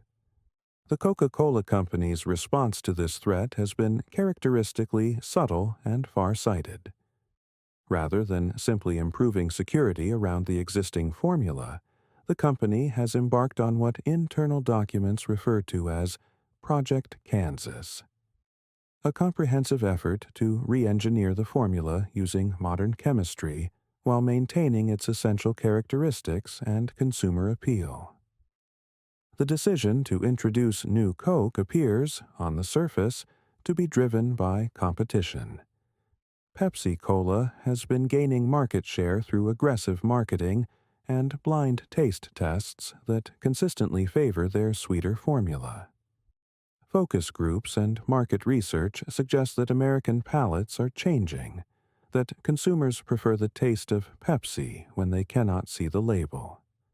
The Pepsi Challenge advertising campaign has created genuine anxiety among Coca-Cola executives who see their century-old dominance threatened by a more scientifically designed competitor. But the real motivation runs deeper, into the very heart of the secret that has defined Coca-Cola for nearly a century. The original formula, with its complex blend of natural flavors and spent coca extract, has become increasingly expensive and difficult to produce. The coca leaves must still be imported from Peru under special permits that require constant negotiation with both the Peruvian government and the U.S. Drug Enforcement Administration. The decocainization process requires specialized equipment and highly trained chemists whose expertise cannot be easily replaced or replicated. The natural vanilla, lemon, and orange oils are subject to price fluctuations and supply disruptions that make financial planning increasingly difficult. Madagascar vanilla crops can be destroyed by cyclones. Sicilian lemon harvests can be disrupted by volcanic activity. Spanish orange groves can be damaged by drought. Each of these natural ingredients represents a potential point of failure that could disrupt production of the world's most popular beverage. More troubling still, the regulatory environment is changing in ways that threaten the long-term viability of the traditional formula. The Drug Enforcement Administration has begun asking increasingly uncomfortable questions about coca leaf imports, demanding detailed records of how every shipment is processed and accounted for. Environmental groups are challenging the ecological impact of coca cultivation in Peru, arguing that Coca-Cola's demand for coca leaves contributes to deforestation and soil erosion in sensitive mountain ecosystems. International trade agreements are making it more difficult to maintain the exclusive relationships with Peruvian suppliers that have protected Coca-Cola's access to the world's highest quality coca crops. Other countries are demanding access to the same preferential trade terms, threatening to break up the monopolistic arrangements that have given Coca-Cola competitive advantages for nearly a century. The new Coke formula represents an elegant solution to all of these problems. It eliminates the need for coca leaves entirely, replacing the spent coca extract with synthetic flavoring compounds that can be produced in any chemical facility. It uses high-fructose corn syrup instead of cane sugar, reducing costs and eliminating dependence on Caribbean sugar suppliers. It simplifies the manufacturing process to the point where the formula could be licensed to bottlers around the world without compromising security. But most importantly, the new Coke formula is designed to be completely synthetic, using only ingredients that can be produced in modern chemical facilities under controlled conditions. This eliminates the agricultural vulnerabilities that have plagued the traditional formula while providing much greater consistency and quality control. Every batch of new Coke can be identical to every other batch, something that was never possible with natural ingredients that varied depending on weather, soil conditions, and seasonal factors. The development of new Coke has required the most sophisticated chemical research in the company's history. Teams of food scientists have worked for more than 2 years to identify the specific compounds that create Coca-Cola's distinctive taste and psychological effects. Using advanced analytical techniques, they have isolated and characterized dozens of flavor molecules, stimulant compounds, and aromatic substances that contribute to the overall consumer experience. This research has taken place in laboratories that represent the cutting edge of 1980s technology. Gas chromatography machines, each costing more than a luxury automobile, separate Coca-Cola into its constituent molecules by heating samples to precisely controlled temperatures and analyzing the vapors that result. Mass spectrometry equipment, originally developed for space exploration programs, identifies individual compounds by measuring their molecular weights with extraordinary precision. Nuclear magnetic resonance machines, housed in specially constructed buildings to shield them from electromagnetic interference, reveal the internal structure of molecules by subjecting them to powerful magnetic fields. The research teams working on these projects have backgrounds that span multiple scientific disciplines. Organic chemists map the molecular structures of flavor compounds. Neurobiologists study how these compounds interact with taste receptors and brain chemistry. Behavioral psychologists analyze the patterns of consumption and satisfaction that different formulations produce in test subjects. Food engineers develop manufacturing processes that can produce consistent results at industrial scale. Each team operates with only partial knowledge of the complete project. The chemists know which compounds they are analyzing, but not why these specific substances are important. The psychologists understand the behavioral effects they are measuring, but not the chemical mechanisms that produce them. The engineers design manufacturing processes for compounds whose ultimate purpose remains unclear to them. This compartmentalization ensures that no single researcher or team possesses enough information to recreate the complete formula independently. The testing procedures themselves require extraordinary precision and security. Human test subjects are recruited through medical research companies and told only that they are participating in sensory evaluation studies for an unnamed food and beverage company. The test samples are identified only by code numbers, with the actual formulations known only to a small group of senior researchers who never interact directly with test subjects. Even the test facilities are designed to prevent information leakage. Subjects enter through different doors, participate at different times, and are debriefed by researchers who have no knowledge of what other subjects have experienced.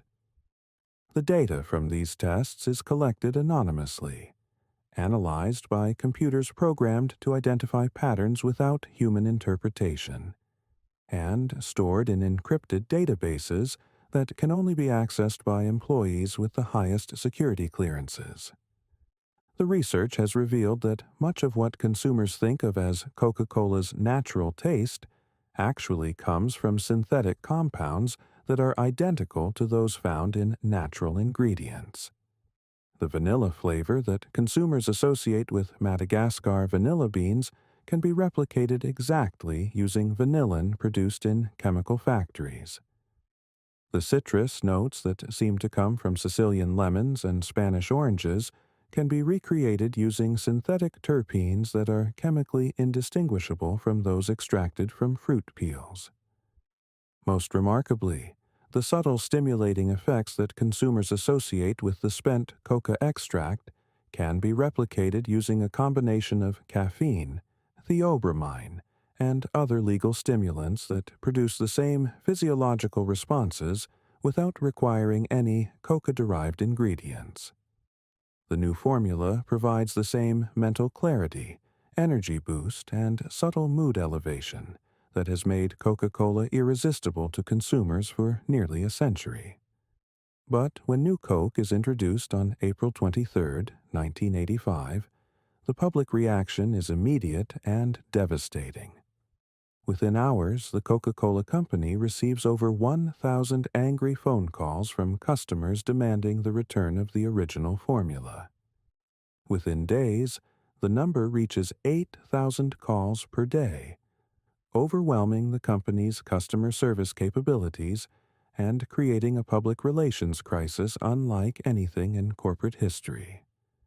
Protest groups form spontaneously in major cities, with names like Old Cola Drinkers of America and Society for the Preservation of the Real Thing. Restaurants refuse to serve the new formula, with some posting signs that read, "New Coke not served here," or "We still serve classic Coke." Bottlers threaten to switch to Pepsi rather than continue producing what customers clearly do not want. The company's stock price falls 12% in the first week after the introduction. The intensity of the reaction surprises even Coca-Cola's most experienced executives, who had expected some resistance but nothing approaching the emotional hysteria that greets the formula change. This is not merely disappointment with a product modification. It is a kind of existential crisis for millions of consumers who have built their relationship with the brand around the mysterious, irreplaceable taste of the original formula.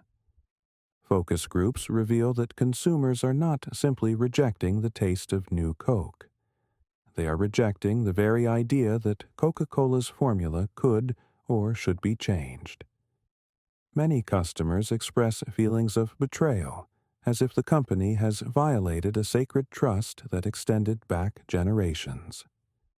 Others describe a sense of loss that goes far beyond disappointment with a beverage, as if something fundamental about American culture has been destroyed. The psychological research that emerges from the new Coke crisis reveals something that the company's market researchers had failed to anticipate. Consumers value the mystery of Coca-Cola's formula almost as much as they value its taste.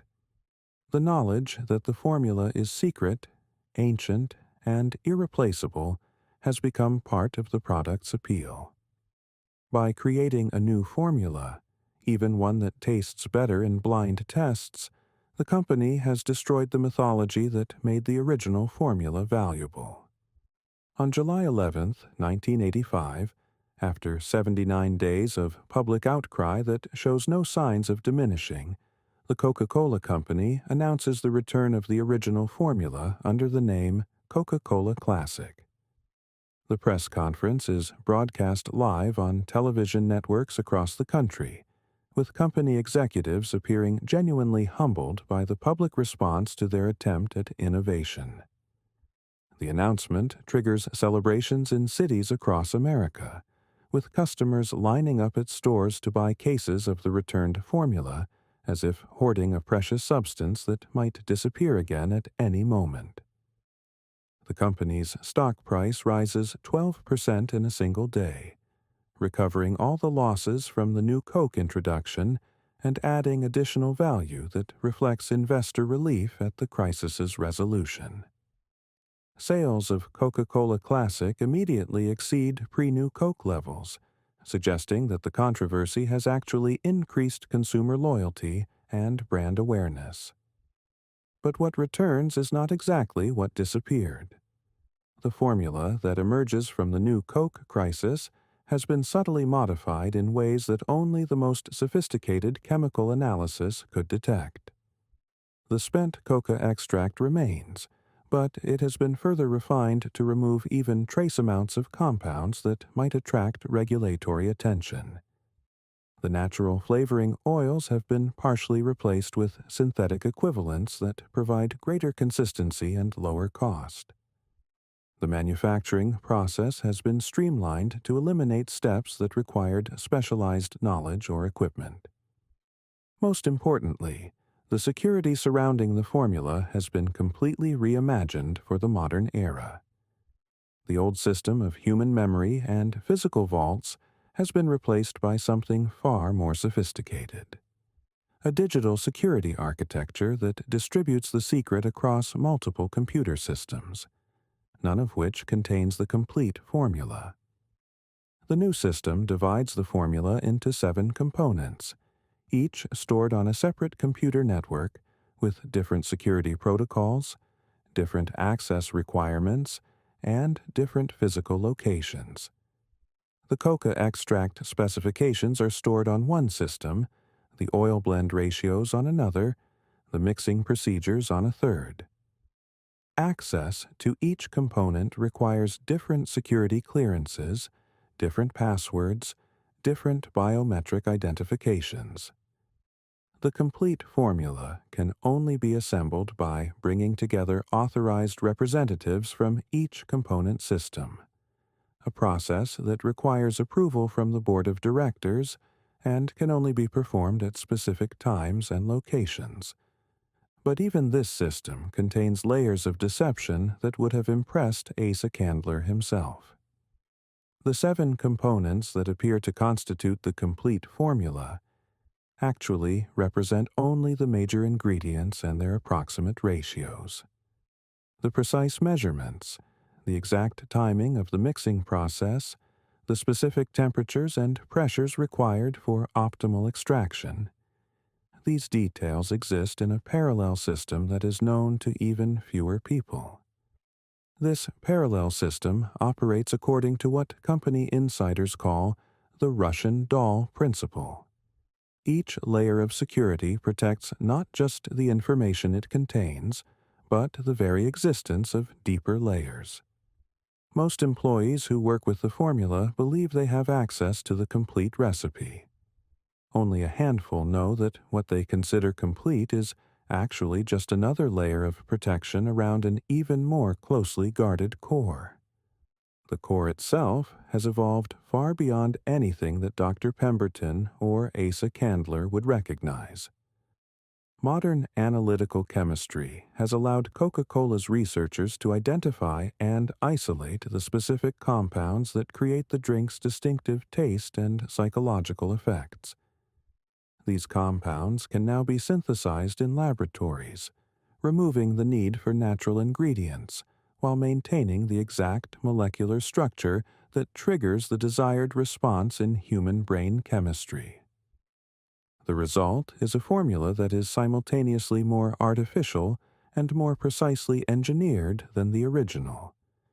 Every molecule has been analyzed, every reaction understood, every effect calibrated to produce the optimal combination of taste, satisfaction, and subtle craving that keeps consumers returning for more. The spent coca extract that once required tons of Peruvian coca leaves can now be replicated using synthetic compounds that are chemically identical but legally unrelated to their natural predecessors. But this scientific precision has not eliminated the mystery. It has deepened it. The more completely Coca-Cola understands its own formula, the more elaborate the systems required to protect that understanding become. The secret is no longer a simple list of ingredients and measurements. It is a vast database of chemical knowledge, manufacturing processes, quality control procedures, and psychological insights that collectively represent one of the most sophisticated applications of food science ever developed. This knowledge is protected not just by legal agreements and security systems, but by the simple fact that it is too complex for any individual to fully comprehend. The complete understanding of Coca-Cola's formula is distributed across dozens of specialists, chemists, food scientists, psychologists, manufacturing engineers, each of whom knows only their small piece of the larger puzzle. Even if every one of these specialists were to share their knowledge, the resulting information would still be incomplete. The true secret lies not in any single piece of data, but in the relationships between pieces, the timing of processes, the subtle interactions between compounds that can only be understood through years of experience and experimentation. As the 20th century draws to a close, the Coca-Cola formula has become something unprecedented in human history. A secret so complex that it transcends the ability of any individual or organization to steal it, so deeply embedded in industrial infrastructure that it cannot be replicated without rebuilding entire systems of knowledge and manufacturing capability. In the quiet of a modern Atlanta office building, behind security doors that require multiple forms of identification to open, computer servers hum softly as they guard fragments of information that, when assembled, constitute the world's most valuable trade secret. The vault that once held a single sheet of paper now encompasses entire floors of the building, entire networks of computers, entire careers devoted to protecting and refining the mystery that began in a morphine-addicted doctor's desperate search for relief. The secret is safer than ever before, not because it is hidden, but because it has become so thoroughly integrated into the fabric of modern commerce that revealing it would require dismantling systems that touch every corner of the global economy. The conspiracy that began with two men and a vault has evolved into something far more powerful, a secret that protects itself, a mystery that grows stronger with each attempt to solve it, a formula that has transcended its humble origins to become a fundamental component of human civilization itself. Part 5. The Vault Eternal. Tonight, as you drift toward sleep, somewhere in Atlanta, a vault closes for another day. But this is not the vault you might imagine. Not a dramatic steel chamber filled with ancient documents and dramatic security measures. This vault exists in the space between consciousness and dreams, in the gap between what we know and what we can never know, in the endless recursion of secrets protecting secrets that has become the true legacy of Dr. Pemberton's desperate experiment. The Coca-Cola secret has become something far more profound than a simple recipe. It has evolved into a perfect example of how mystery itself can become more valuable than any truth it conceals. In an age where information spreads instantly across the globe, where corporate secrets are routinely exposed by whistleblowers and investigative journalists, where government agencies can penetrate the most sophisticated security systems, the Coca-Cola formula remains inviolate. Not because it is hidden, but because it has transcended the very concept of hiding. Consider the paradox that defines this secret in the modern era. Every day, millions of people consume Coca-Cola while simultaneously believing that its formula is one of the world's most closely guarded mysteries. Every day, thousands of chemists work in laboratories equipped with analytical instruments sophisticated enough to identify every molecule in the beverage. Every day, competitors spend millions of dollars trying to replicate not just the taste, but the psychological effects that make Coca-Cola irresistible to consumers around the world. Yet the secret endures, not because it cannot be discovered, but because the very act of discovery has become irrelevant. The true secret is no longer what goes into Coca-Cola. It is how the company has convinced the world that what goes into Coca-Cola matters more than what comes out of it. The mystery has become more important than the solution, the question more valuable than any possible answer. This transformation represents one of the most sophisticated achievements in the history of corporate psychology.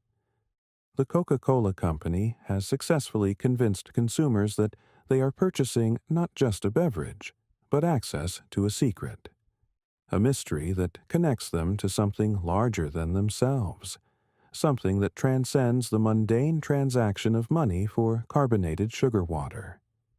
The genius of this approach becomes apparent when you consider what happens when competitors successfully replicate Coca-Cola's taste.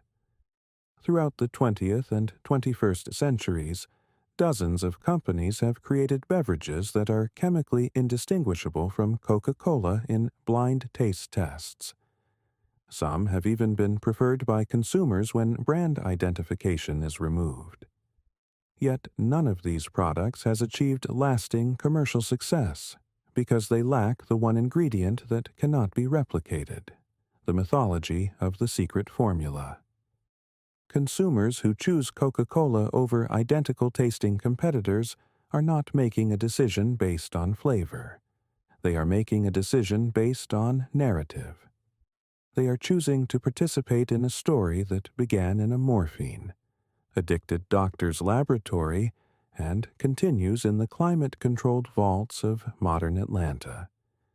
They are purchasing not just refreshment, but membership in a conspiracy that spans more than a century and touches every corner of the globe. This conspiracy operates on multiple levels simultaneously, each one protecting and reinforcing the others in ways that would have amazed even Asa Candler. At the most obvious level, there is the legal and physical security that surrounds the formula. The contracts, the vaults, the restricted access, the compartmentalized knowledge that ensures no individual possesses complete information about the manufacturing process. But beneath this visible security lies something more subtle. A cultural conspiracy that has made questioning the formula's importance seem almost blasphemous. Coca-Cola has become so deeply embedded in American and global culture that challenging its mystique feels like attacking something fundamental about modern civilization itself. The secret is protected not just by legal agreements, but by social taboos that make serious investigation seem inappropriate or unpatriotic. At an even deeper level, there is an economic conspiracy that gives millions of people powerful incentives to protect the secret whether they understand it or not. The Coca-Cola Company employs hundreds of thousands of people directly and supports millions more through its network of suppliers, bottlers, distributors, and retailers. The entire global economy of carbonated beverages depends on maintaining consumer belief in the special nature of Coca-Cola's formula. Threatening that belief threatens the livelihoods of people who have never seen the inside of a Coca-Cola facility and may never have thought consciously about the formula's composition. But the most sophisticated level of the conspiracy is psychological, operating in the realm of unconscious desires and unexamined assumptions that shape consumer behavior in ways that even the consumers themselves do not fully understand. The secret formula has become a symbol of authenticity in an increasingly artificial world, a promise of genuine experience in an era of mass-produced substitutes, a connection to tradition in a culture that seems to change faster than human psychology can adapt. This psychological dimension explains why the new Coke crisis was so traumatic for consumers, and why the return of the original formula was greeted with such relief. The issue was never really about taste. It was about the violation of a fundamental trust that consumers had placed in the company to maintain the mystery that gave their consumption meaning. By changing the formula, Coca-Cola had threatened to expose the secret as arbitrary and replaceable, destroying the mythology that made the product valuable beyond its mere chemical composition. The company's response to this crisis revealed a level of sophistication in managing consumer psychology that borders on the supernatural. Rather than simply returning the old formula, they created a new narrative that made the secret even more precious by demonstrating what could be lost if it were not properly protected. The classic designation did not just restore the original product, it elevated it to the status of a cultural artifact that had been temporarily threatened but ultimately preserved through consumer vigilance and corporate wisdom. This narrative transformation accomplished something that no amount of traditional marketing could achieve.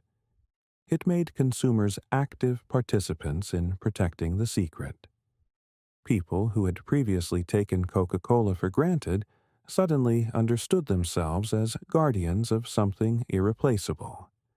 protectors of a mystery that connected them to generations of previous consumers and would connect them to generations of future ones. The success of this strategy can be measured not just in sales figures, but in the way it has influenced corporate secrecy across all industries. The Coca-Cola model has become the template for creating value through mystery, for transforming trade secrets from defensive measures into offensive marketing tools, for convincing consumers that what they don't know about a product is more important than what they do know. But perhaps the most remarkable aspect of the Coca-Cola secret in the modern era is how it has adapted to technological changes that should have made it obsolete. The analytical chemistry that can identify every molecule in Coca-Cola has also enabled the company to understand its own product with unprecedented precision, allowing for quality control and consistency that would have been impossible in earlier eras. The global communication networks that should have made corporate secrets impossible to maintain have instead allowed Coca-Cola to coordinate its mythology across cultures and languages, ensuring that the story of the secret formula is told consistently whether the product is consumed in Atlanta or Shanghai, Lagos or São Paulo. The industrial espionage capabilities that should have made trade secret theft routine have instead forced Coca-Cola to develop security systems so sophisticated that they have become models for protecting national security information. The company's approach to compartmentalized knowledge, distributed access controls, and layered deception has been studied and adopted by intelligence agencies around the world. The consumer advocacy movements that should have demanded complete transparency about product ingredients have instead been satisfied with partial disclosure that maintains the essential mystery while providing enough information to meet regulatory requirements. Coca-Cola has mastered the art of seeming transparent while remaining fundamentally opaque, of providing answers that satisfy curiosity without revealing anything truly important. But the most profound adaptation has been philosophical, representing a fundamental shift in how corporate secrets function in the modern economy. The Coca-Cola formula is no longer protected because it contains valuable information. It is valuable because it is protected. The secret has become self-justifying, creating its own reasons for existence through the very act of existing. This philosophical transformation has implications that extend far beyond the beverage industry. In an economy increasingly based on information rather than physical goods, the Coca-Cola model demonstrates how mystery can be manufactured, packaged, and sold as a product in its own right. The secret formula is not just an ingredient in Coca-Cola. It is a separate product that the company sells alongside the beverage itself. Consumers who purchase Coca-Cola are buying two things simultaneously: a carbonated beverage and access to a mystery.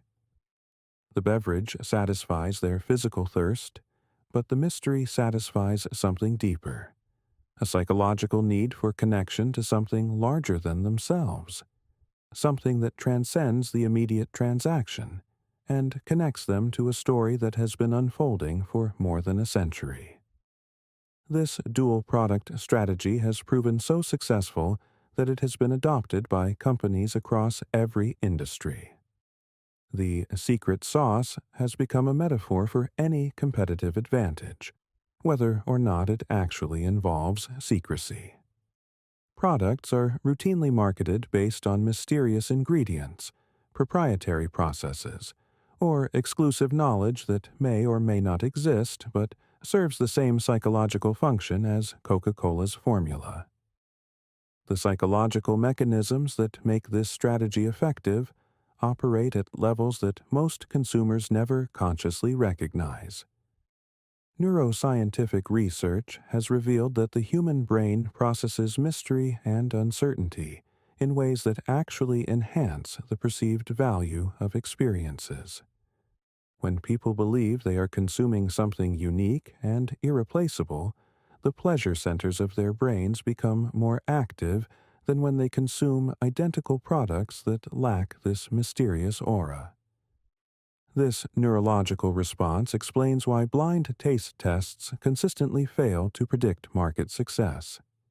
The brain's reward systems respond not just to sensory inputs like taste and smell, but to cognitive inputs like beliefs, expectations, and narratives.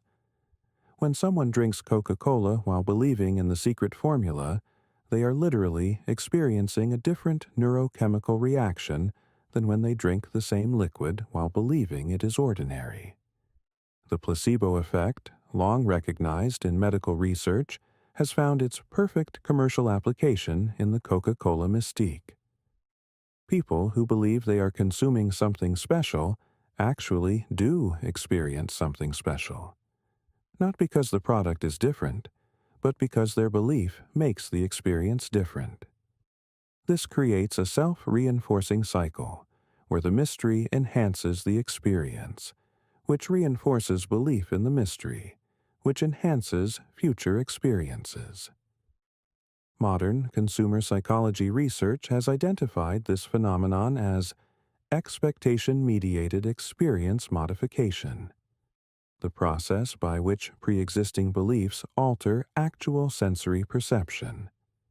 When applied systematically across global markets, this psychological mechanism becomes a form of mass consciousness modification that shapes not just individual purchasing decisions, but entire cultural relationships with consumption itself. The Coca-Cola secret has also pioneered what sociologists call participatory mythology, the creation of shared belief systems that consumers actively help to maintain and propagate.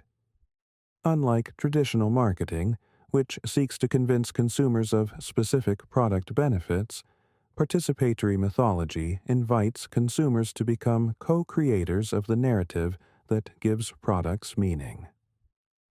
Every person who chooses Coca-Cola over competitors, who speculates about the secret formula with friends, who refers to the mystery in conversation, becomes an active participant in maintaining the very belief system that influenced their purchasing decision. This creates communities of believers who have personal investments in preserving the mythology that connects them to each other and to something larger than themselves. The social media age has amplified this effect exponentially. Online communities dedicated to speculating about Coca-Cola's ingredients, sharing conspiracy theories about its effects, and analyzing every public statement from company executives have transformed individual consumption into collective investigation. These communities generate thousands of hours of content that serves as unpaid marketing for the product, while simultaneously deepening the mystery that makes the product appealing. The psychological satisfaction that people derive from participating in these communities often exceeds the satisfaction they derive from consuming the actual product. They are purchasing not just a beverage, but membership in a global investigation, access to a mystery that connects them to people they will never meet in physical space but with whom they share this particular obsession. The result is an economy where mystery has become a commodity, where secrets are manufactured as deliberately as any physical product, where the unknown is packaged and sold alongside the known. This represents a fundamental shift in the nature of commerce itself, from the exchange of goods and services to the exchange of narratives and experiences. But the true genius of the Coca-Cola secret lies not in its commercial success, but in its ability to adapt and evolve while maintaining its essential character. The formula that Dr. Pemberton created in 1886 bears little resemblance to what is produced today. Yet consumers experience the modern product as authentic and traditional. The secret that Asa Candler protected with physical vaults and human memory has been transformed into something that exists primarily in digital networks and corporate cultures. Yet it feels more mysterious and inaccessible than ever. This ability to change while appearing constant, to modernize while maintaining tradition, to become more sophisticated while seeming simpler, represents one of the most remarkable achievements in the history of corporate management. The Coca-Cola secret has become a kind of corporate DNA that can replicate itself across generations, cultures, and technological revolutions, while preserving the essential information that defines its identity. As we move deeper into the 21st century, the Coca-Cola secret faces new challenges that would have been unimaginable to its creators. Artificial intelligence systems can now analyze chemical compositions with superhuman precision. Social media networks can spread information faster than any corporation can control. Regulatory agencies have access to analytical tools that can penetrate almost any form of concealment. Yet the secret endures, not because it has resisted these challenges, but because it has incorporated them into its own defense systems. The artificial intelligence that could expose the formula is also used to monitor and protect it.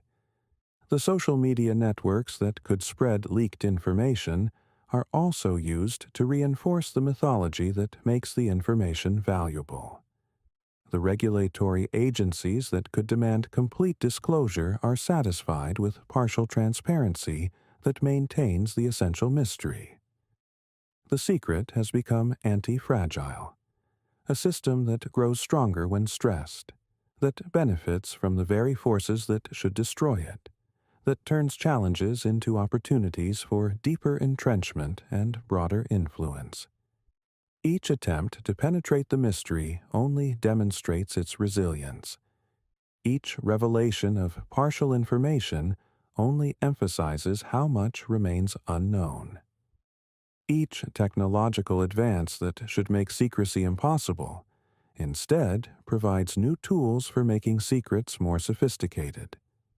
In the end, the Coca-Cola secret has transcended its origins to become something unprecedented in human history.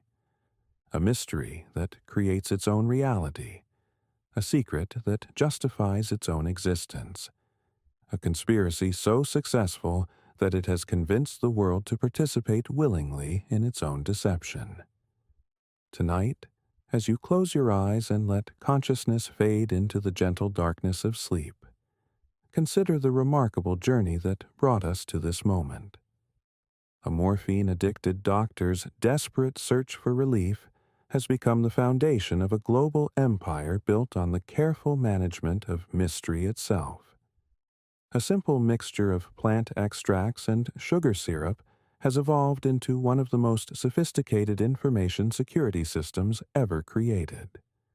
The vault that began as a physical container for a piece of paper has become something far more complex.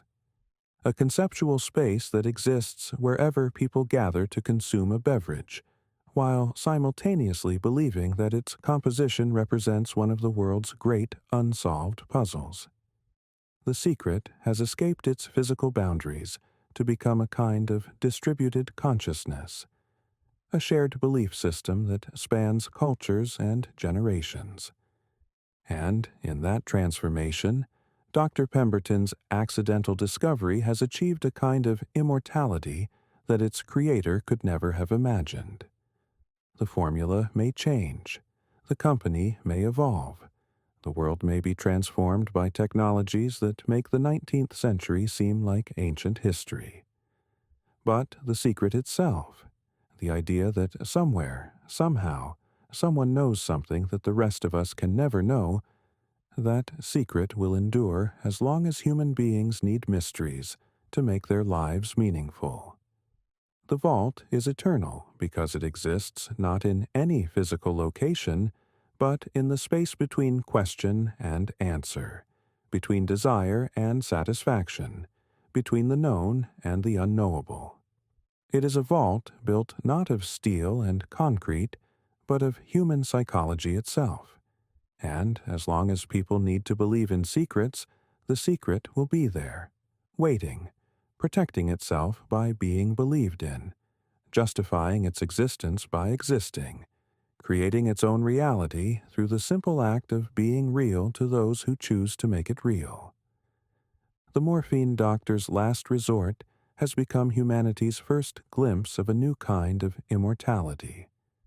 The immortality of ideas that transcend their physical origins to become self-sustaining systems of belief.